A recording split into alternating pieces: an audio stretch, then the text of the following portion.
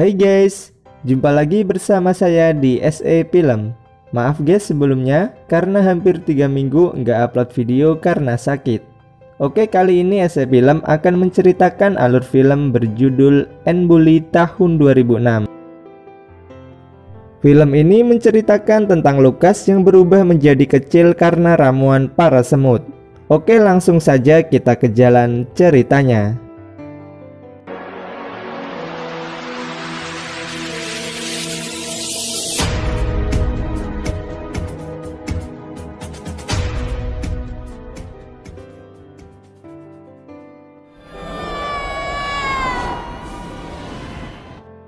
Film diawali dengan para semut yang membawa makanan ke dalam sarangnya.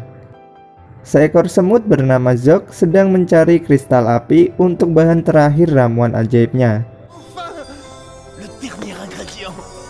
Scene kemudian berganti kepada Lukas yang sedang dibully teman-temannya karena tubuhnya yang lebih kecil.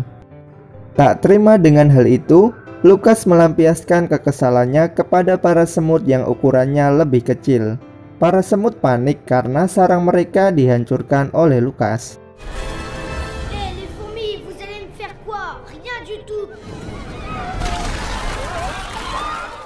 Huffa berusaha menghentikan Lukas. Saat Zog dan Huffa akan diinjak, Lukas dipanggil oleh ibunya. Zog menaruh dendam dengan Lukas yang disebut sebagai penghancur. Hari ini, ayah dan ibu Lukas akan pergi liburan. Lukas tak mau ikut dan menceritakan masalah yang dialaminya kepada orang tuanya. Zog masih berusaha menyempurnakan ramuannya, tapi dia masih gagal menggunakan batu kristal api. Huffa selalu menyemangati suaminya itu dan menyuruhnya untuk istirahat. Zog akan menggunakan ramuannya untuk melawan manusia yang menyerang koloninya. Setiap hari, Lukas selalu dibully oleh Mulut Boy yang melemparnya dengan petasan. Dia selalu melampiaskan amarahnya pada para semut. Akibat dari ulah Lukas, koloni semut kebanjiran.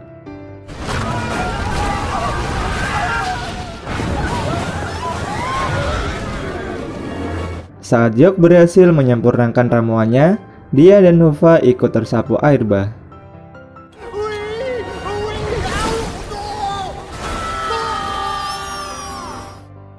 Kemudian, Lukas didatangi seorang pembasmi serangga bernama Stan.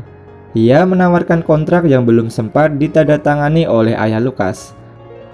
Lukas pun setuju untuk menggunakan jasa dari Stan untuk membasmi para semut. Zog berjanji akan membalas semua yang Lukas perbuat dengan ramuannya.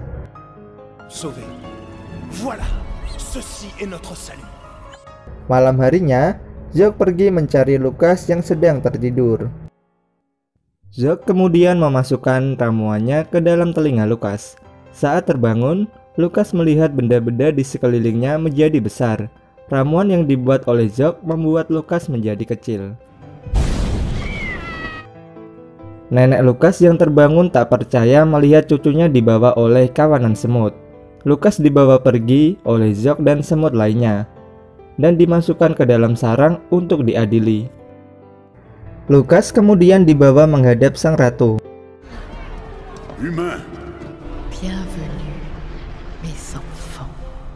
Sang ratu memutuskan untuk memerintahkan Lukas hidup dan bekerja di dalam koloni, agar Lukas sadar dan memahami kehidupan para semut. Huffa bersedia membantu Lukas untuk belajar tentang kehidupan para semut.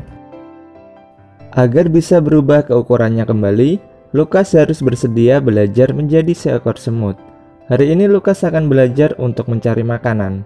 Huffa mengenalkan Krela sebagai pelatihnya. Untuk mendapatkan makanan, Lukas harus bekerja sama dengan anak-anak semut lainnya yang juga latihan.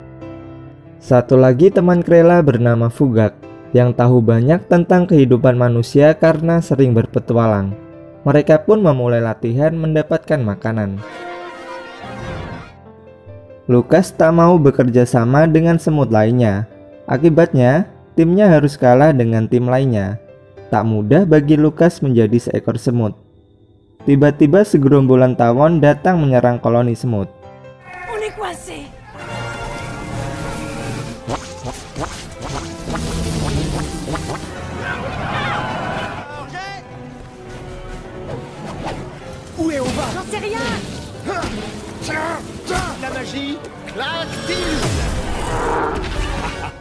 Lukas yang takut lari ke dalam rerumputan.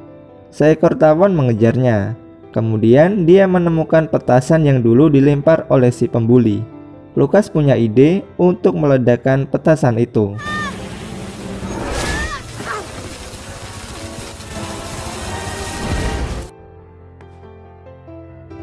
Mendengar suara petasan, para tawon pergi kembali ke sarangnya. Para semut sekarang menganggap Lukas sebagai pahlawan mereka, tapi tidak bagi Zog yang masih membenci Lukas. Et notre ennemi.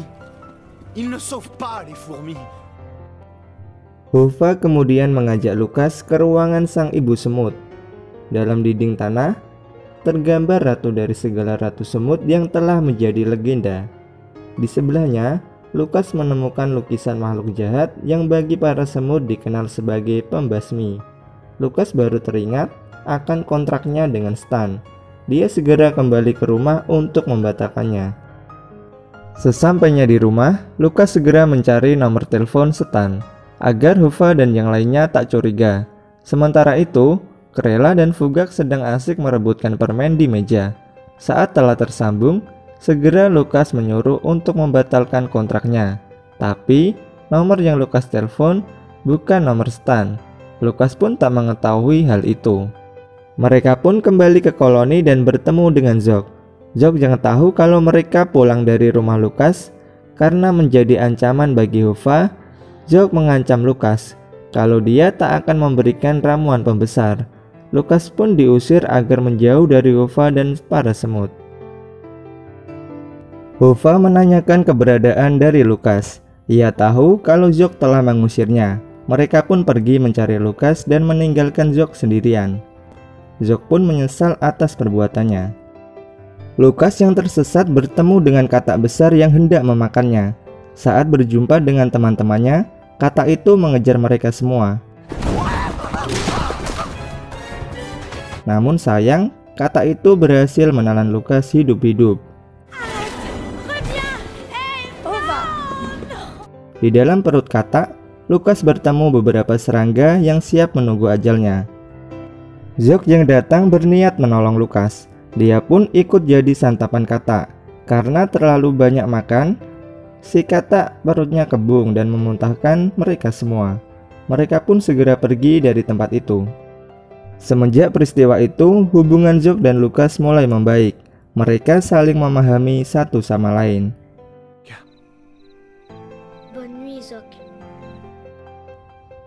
Esok harinya, Fugak melihat penampakan sang ibu semut. Tapi itu adalah Stan yang bersiap membasmi mereka semua. Segera Lukas dan lainnya pergi memberitahu koloni bahwa itu bukanlah ibu semut melainkan Cold Brother.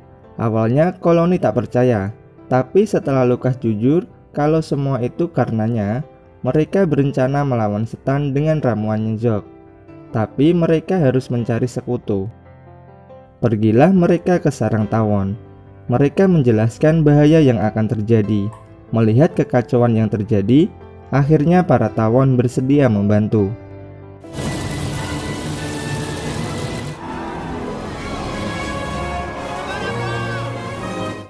Serangan dilancarkan, tapi Stan membasmi mereka dengan gas beracun.